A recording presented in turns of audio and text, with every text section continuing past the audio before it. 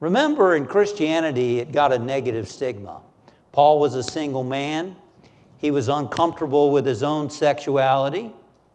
And he believed the kingdom was coming, and so it's better to be celibate. If you had to give in, then get married.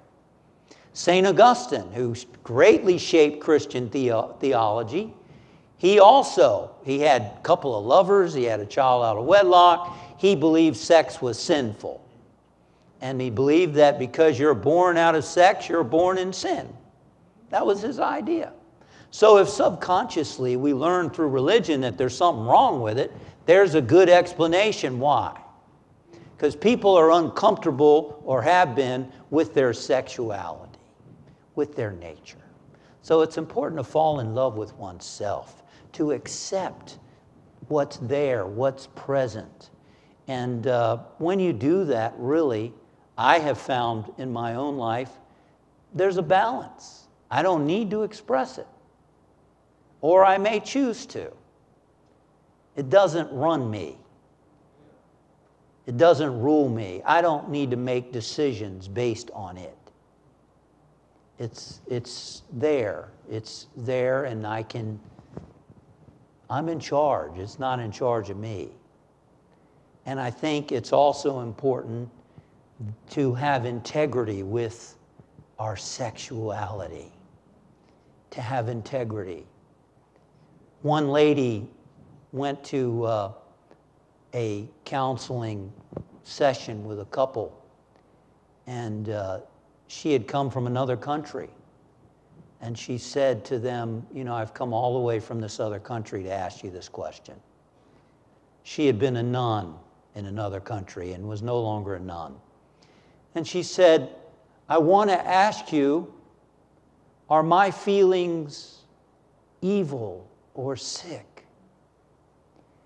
And they sensed this woman had been through a lot in her other country. She said, my feelings are for another woman. And she had had such courage and resiliency that she had been through this challenging time where she had learned that there was something wrong with that. And one of the counselors said to her, I can sense. I want you to sense for yourself how you feel about this other woman. And how does it feel to you? Because I don't sense anything sick or bad or evil about what you're feeling.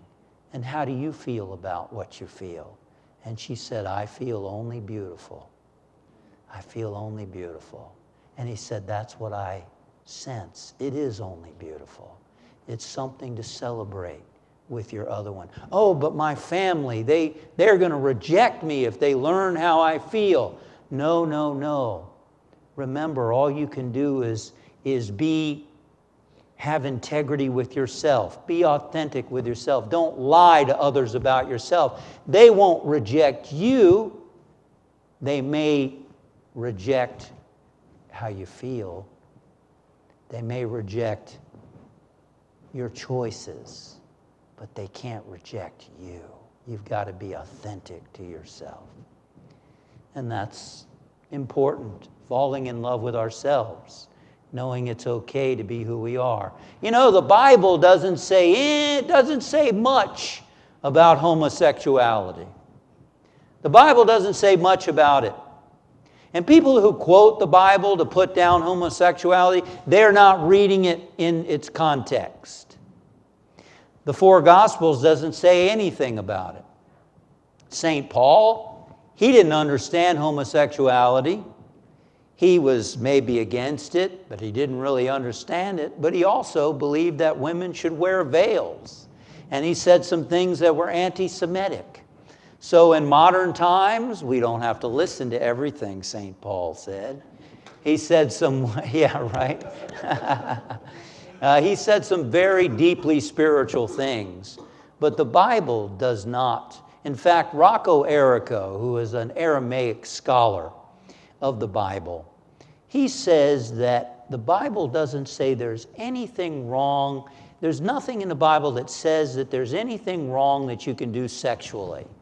The only thing the Bible says that would be wrong, that you could say about anybody's sexuality is that they're wrong for doing it.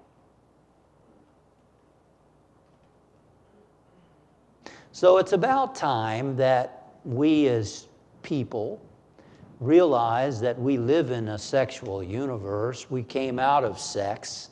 It's energy. It's energy. We use that energy in everything that we do. And there's no wrong. It's not wrong. It's not bad. We can celebrate it. We can embrace it within ourselves.